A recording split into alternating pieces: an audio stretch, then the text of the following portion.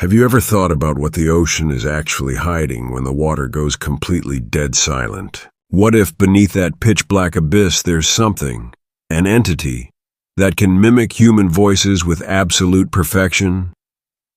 And the ultimate question, if you were completely alone in the middle of the ocean, and you heard your own voice calling out to you from underwater, would you be able to survive? Or would you be dragged down into that endless dark forever? These were the exact questions Ethan was trying to answer when he sailed out into the freezing waters of Blackwater Bay, Maine. It was 2:01 a.m. The stretch of the Atlantic that locals called the Devil's Corridor was completely swallowed by a thick, ice-cold fog. The air was so brutal that every breath felt like inhaling tiny shards of glass. Ethan was sitting inside the cabin of his 22-foot research boat, the Seaseeker. He was a hardcore American marine biologist and vlogger, famous for going to the most isolated, creepy coastal spots to record low-frequency audio waves. His YouTube channel had millions of subscribers who lived for this kind of adrenaline rush. Tonight he was doing a special live recording session 5 miles off the coast. He wiped the lens of his 4K camera, set it on the tripod, and hit record. The blinking red light of the camera looked like a sinister, twitching eye in the dark. He put on his heavy studio headphones, looked straight into the lens, and delivered his chilling intro. But the second the last word left his mouth, a violent shudder ripped through the boat. The Seaseeker's massive Mercury engine, which had been humming perfectly a second ago, choked, sputtered, and died. The cabin lights flickered once, twice, and then went totally black.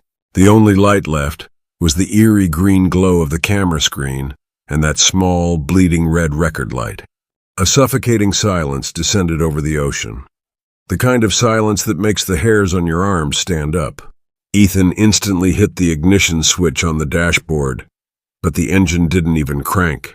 It was completely dead. His heart did a nervous flutter. He grabbed his tactical flashlight, popped the cabin door open, and stepped out onto the deck. What he saw outside made his breath catch in his throat. The Atlantic, which had been choppy and alive with waves just minutes ago, was now perfectly, unnaturally still. There wasn't a single ripple on the water. It looked like a sheet of black glass, reflecting the distorted shapes of the low-hanging fog and heavy clouds. It felt like the entire ocean was holding its breath, waiting for something terrible to happen. Ethan's fingers trembled as he clicked the flashlight on. The fog was so thick it swallowed the high-intensity beam, cutting it off after just 5 feet like a solid white wall. He glanced down at the hydrophone, the underwater microphone, submerged deep beneath the hull. Inside his headphones, there was nothing but a faint, low-frequency static. Then a sound cut through the static. It was deep, coming from the lowest depths of the bay. Ethan quickly reached over and cranked up the audio recorder's gain. At first, it was just a heavy, rhythmic breathing, like a massive pair of lungs expanding underwater. But then, the sound shifted. It crystallized into a human voice, a very specific voice. "Ethan, honey, help me. It's so dark down here." Ethan nearly dropped his flashlight overboard. Cold sweat instantly broke out across his forehead despite the freezing air. That voice wasn't a stranger's. It belonged to his mother. It had that exact same warm, maternal cadence, but right now she sounded terrified, weeping in agony. But it was physically impossible.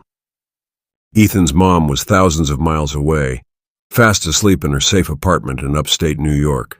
He had literally FaceTimed her 3 days ago. How could her voice be echoing from 50 feet beneath a desolate bay in Maine?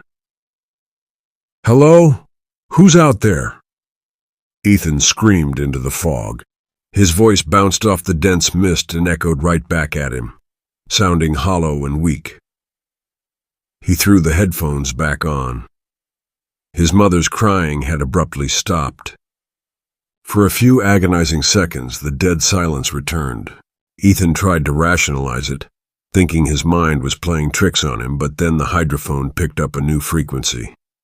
The audio levels spiked into the red. When the next voice came through, Ethan's blood turned to pure ice. It wasn't his mother anymore. The voice coming out of the dark water was Ethan's own voice. It had his exact tone, his vocal fry, the same casual slang he used in his vlogs. "Ethan, come on down. It's freezing up there. We're all waiting for you."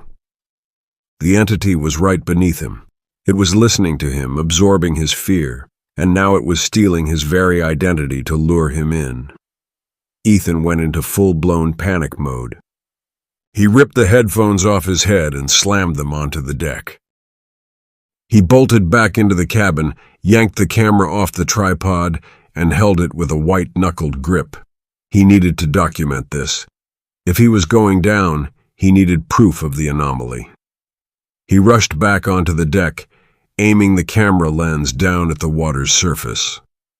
Through the swirling fog, right next to the hull, a massive shifting shadow was rising from the deep.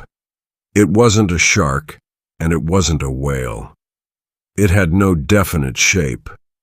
It was an amorphous mass of pure darkness. And right beneath the transparent surface of the water, two massive, unblinking, pale yellow eyes locked directly onto Ethan. Suddenly, thick, tar-like black tendrils, resembling grotesque, elongated human arms, broke through the surface. They began sliding up the sides of the boat, gripping the fiberglass hull. The entire boat violently tilted to the right with a sickening crunch. Whatever cosmic horror was down there, it had immense physical strength. The fiberglass began to crack under the pressure. Ethan lost his footing and slammed hard onto the deck, but he kept the camera pointed forward. The voice coming from the water was no longer whispering. It was screaming, laughing, a distorted, demonic, overlapping echo of Ethan's own voice, mocking him with a sound that no human throat could ever produce. "This isn't a glitch. It's not an animal. It's the ocean's—" Ethan yelled directly into the camera, his eyes wide with absolute primal terror. Before he could finish his sentence, a freezing, slimy black hand shot across the deck and wrapped around his right ankle. The grip was so vice-like that Ethan heard the sickening snap of his own bone. He let out a blood-curdling shriek. Splash.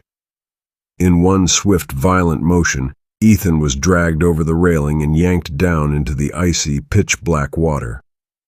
A few frantic bubbles broke the surface, and then the ocean went dead silent again. Perfectly still, like black glass. The camera lay sideways on the cold deck, its lens pointed directly at the empty, foggy water. The red recording light was still blinking. The battery was slowly dying, but the microphone was still active, capturing the final audio of the night.